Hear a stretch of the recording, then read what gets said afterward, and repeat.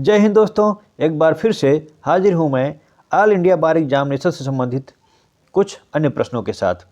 आइए शुरू करते हैं। पहला प्रश्न है, भारतीय दंड संहिता की कौन सी धारा के अधीन किया गया अपराध दंड प्रक्रिया संहिता की धारा 320 के अंतर्गत समनीय नहीं है? ऑप्शंस हैं धारा 352, धारा 353, धारा 354 और धारा 355। इसका उत्तर है बी ऑप्शन, यानी कि धारा 353। अगला प्रश्न है, दंड प्रक्रिया संहिता की निम्न धाराओं में से किस धारा में सत्र न्यायालय के समक्ष विचारण की प्रक्रिया का प्रावधान किया गया है? ऑप्शंस हैं 260 से 265, 238 से 250, 251 से 259 और 225 से 237। इसका उत्तर है ऑप्शन डी, यानी कि 225 से 237। अगला प्रश्न है, किस मामले में यह अभिनिर्धारित किया गया है कि दंड संहिता के अध्याय 8 के प्रावधान लोकहित में होने के कारण भारत के संविधान के अनुच्छेद 19 के अतिक्रमण में नहीं है?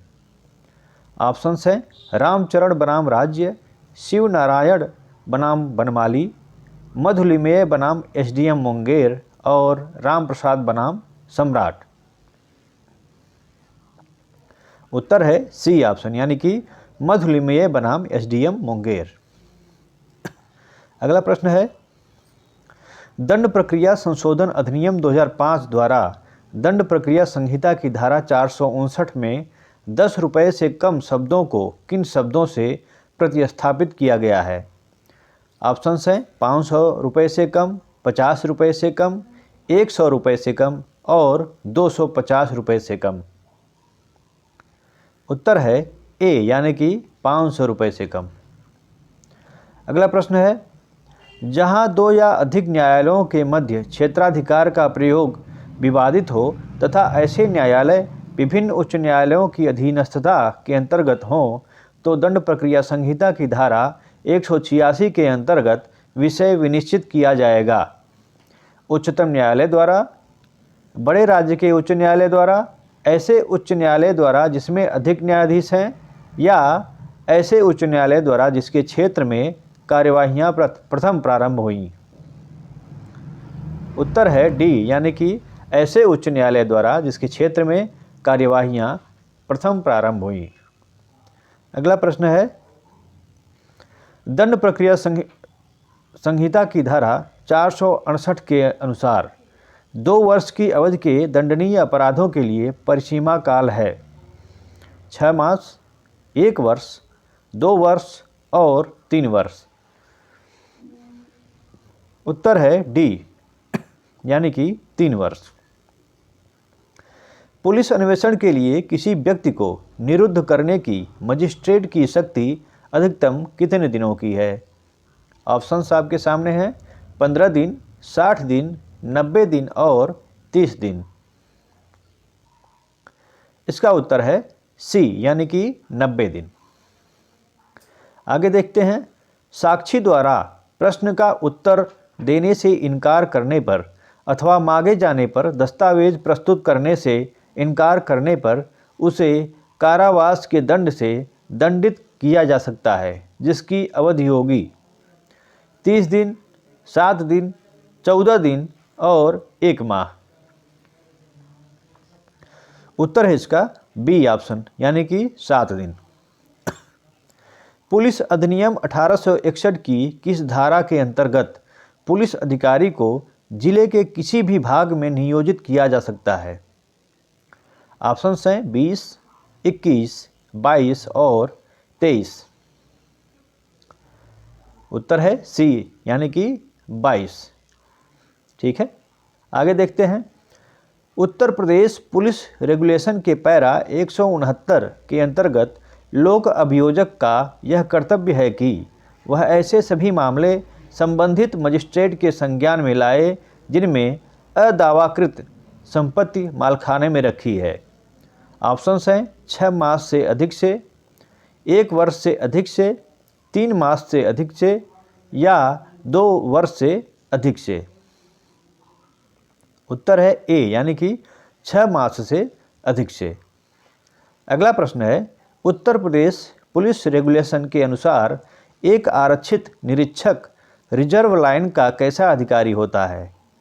सामान्य अधिकारी, प्रभारी अधिकारी, उप मुख्य अधिकारी और उपयुक्त में से कोई नहीं। उत्तर इसका बी ऑप्शन यानी कि प्रभारी अधिकारी होता है। आगे देखते हैं, पुलिस अधिनियम 1861 की धारा 7 निम्नलिखित से संबंधित है? विभागीय कार्यवाही से, न्यायिक कार्यवाही से, ए और बी दोनों से, उपयुक्त में से किसी से भी नहीं। उत्तर है इसका ए यानी कि विभागीय कार्यवाही से। आगे, जब यह प्रतीत हो कि कोई विधि विरुद्ध जमाव या बलवा या शांति भंग हुई है तथा पुलिस बल शांति के परिरक्षण के लिए पर्याप्त नहीं है तो विशेष पुलिस अधिकारी नियुक्त किए जा सकते हैं। निरीक्षक की पंक्ति से अनिम्न पंक्ति के किसी पुलिस अधिकारी के आवेदन पर मजिस्ट्रेट के द्वारा, संबंधित जिले के पुलिस अधीक्षक के द्वारा, रेंज के पुलिस महानिरीक्षक के द्वारा और परिक्षेत्र के पुलिस महानिरीक्षक के द्वारा। इसका उत्तर है ऑप्शन ए यानी कि निरीक्षक की पंक्ति से अनिम्न पंक्ति के किसी पुलिस अधिकारी के आवेदन पर मजिस्ट्रेट के द्वारा। आगे देखते हैं, पुलिस अधिनियम 1861 के अंतर्गत पुलिस शब्द में ऐसे व्यक्ति सम्मिलित हैं जो इस अधिनियम के अंतर्गत भर्ती किए गए हैं, प्रशिक्षित किए गए हैं, नियुक्त किए गए हैं या चयनित किए गए हैं। उत्तर है ए यानी कि भर्ती किए गए हैं। निम्नलिखित में से किस विनिश्चय में यह प्रतिपादित किया गया है कि पुलिस अधिनियम 1861 की धारा 29 के अंतर्गत दोष सिद्ध किए गए पुलिस अधिकारी के विरुद्ध विभागीय जांच भी की जा सकती है? ऑप्शंस हैं, आसाराम बनाम जीसी सक्सेना, उत्तर प्रदेश बनाम हरिश्चंद्र सिंह, सोमनाथ साहू बनाम राज्य, आर्यवीर सक्सेना बनाम राज्य। उत्तर है बी यानी कि उत्तर प्रदेश बनाम हरिश्चंद्र सिंह। आगे देखते हैं, निम्नलिखित में से किस विनिश्चय में यह प्रतिपादित किया गया है कि केस डायरी का उपयोग अभियुक्त नहीं कर सकता?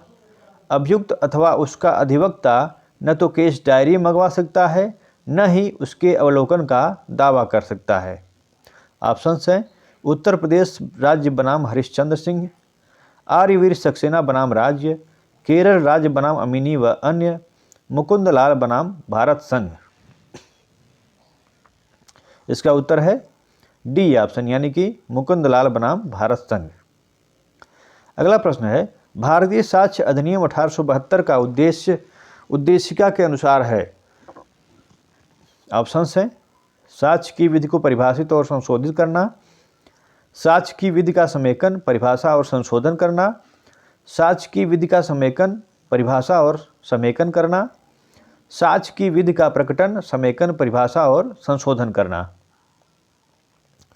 उत्तर है बी ऑप्शन यानी कि साक्ष्य की विधि का समेकन, परिभाषा और संशोधन करना।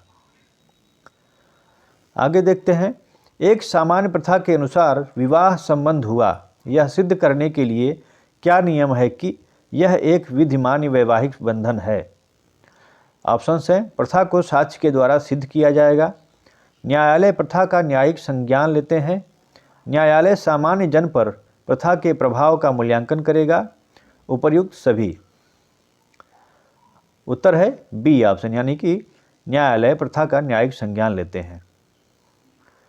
आगे, भारतीय साक्ष्य अधिनियम की निम्नलिखित धाराओं में से किस धारा में सील का साक्ष्य देने वाले साक्षी के प्रतिपरीक्षण और पुनः परीक्षण से संबंधित प्रावधान अंतर्विष्ट हैं? धारा 140, धारा 141, धारा 142 और धारा 139। उत्तर है ए ऑप्शन यानी कि धारा 140। आगे देखते हैं, खोजी कुत्ते द्वारा खोजा गया साक्ष्य किस श्रेणी में आता है? मौखिक साक्ष्य, दस्तावेजी साक्ष्य, अनुश्रुत साक्ष्य और वैज्ञानिक साक्ष्य। इसका उत्तर है डी यानी कि वैज्ञानिक साक्ष्य के अंतर्गत आता है। भारतीय साक्ष्य अधिनियम 1872 में सुसंगतता और संस्वीकृति है। समानार्थी, सहविस्तृत, न तो समानार्थी है न ही सहविस्तृत है, समानार्थी और सहविस्तृत दोनों है। उत्तर है सी, यानी कि न तो समानार्थी है और न ही सहविस्तृत है। आगे है, किसी साक्ष्य की प्रतिपरीक्षा के बाद उस पक्षकार द्वारा जिसने उसे बुलाया था, परीक्षा उसकी मुख्य परीक्षा है, अतिरिक्त परीक्षा है, पुनः परीक्षा है या पुनः प्रतिपरीक्षा है। इसका उत्तर है सी, यानी कि पुनः परीक्षा है। आगे देखते हैं, प्रथा का साक्ष्य निम्न में से किसे स्थापित करने हेतु नहीं किया जा सकता? दीवानी अधिकारी, सुखाधिकार, प्रथागत अधिकार, आपराधिक अधिकार। उत्तर है डी, यानी कि आपराधिक अधिकार।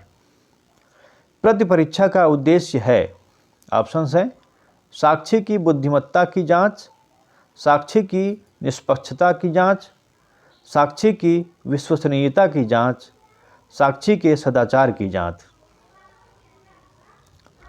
इसका उत्तर है सी, यानी कि साक्षी की विश्वसनीयता की जांच। अगला प्रश्न है, जो व्यक्ति लापता हो गया है उसके बारे में यदि 7 वर्ष तक उन लोगों में से किसी ने कुछ न सुना हो जो यदि वह जीवित होता तो अवश्य सुनते, तब यह उपधारणा उत्पन्न होती है कि उसकी मृत्यु हो गई है। ऐसे व्यक्ति की मृत्यु के समय के संबंध में क्या उपधारणा होगी?